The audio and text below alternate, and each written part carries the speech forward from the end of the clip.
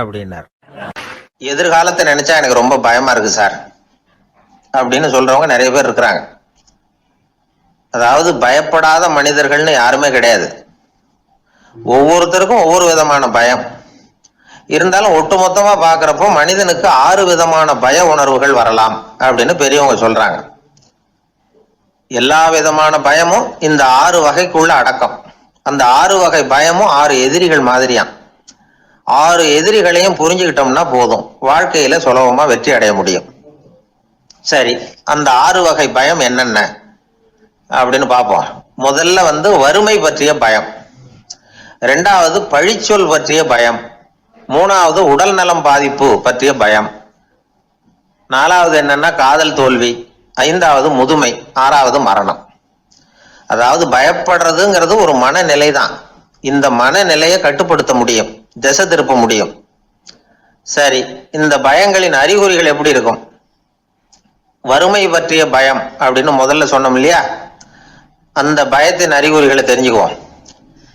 எதுலேயும் அக்கறை இல்லாம இருக்கிறது, ஒரு குறிக்கோள் இல்லாம இருக்கிறது, வறுமையை சகிச்சுக்கிறது, வாழ்க்கையில கிடைக்கிறது எதுவா இருந்தாலும் ஆட்சேபனை இல்லாமல் ஏத்துக்கிறது, மனசாலும் உடம்பாலும் சோர்ந்து போயிருக்கிறது, ஆர்வம், முனைப்பு, கற்பனை திறன் எதுவுமே இல்லாம இருக்கிறது.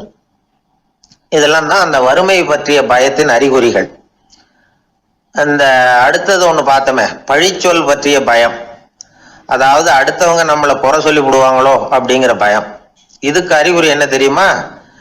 புதியவர்களை சந்திக்கிறதுக்கு பயப்படுறது, முடிவு எடுக்க முடியாம குழம்புறது, பிரச்சனைகளை தவிர்க்க விரும்புறது, தாழ்வு மனப்பான்மை, வரவுக்கு மீறி செலவு செஞ்சு இமேஜை உயர்த்திக்கிறது, குறிக்கோள் இல்லாத வாழ்க்கை, இதெல்லாம் தான் அதுக்கு அறிகுறிகள்.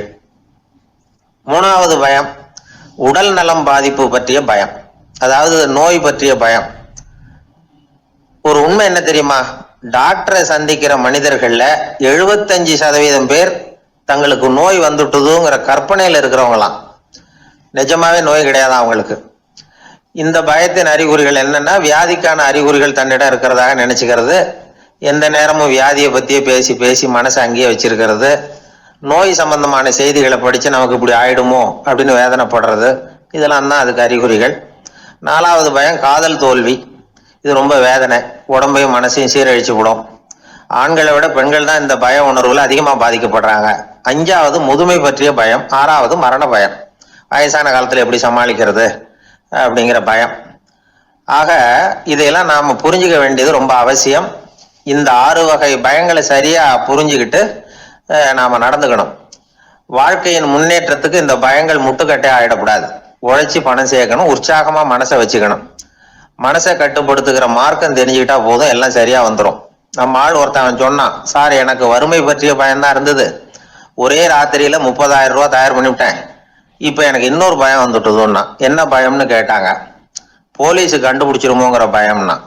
இது இந்த பயத்துல அடங்காது.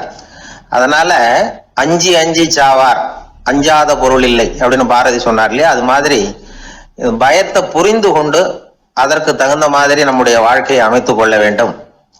அப்படி அமைத்துக் கொள்ளுகிறவர்களுக்கு வெற்றி நிச்சயம்.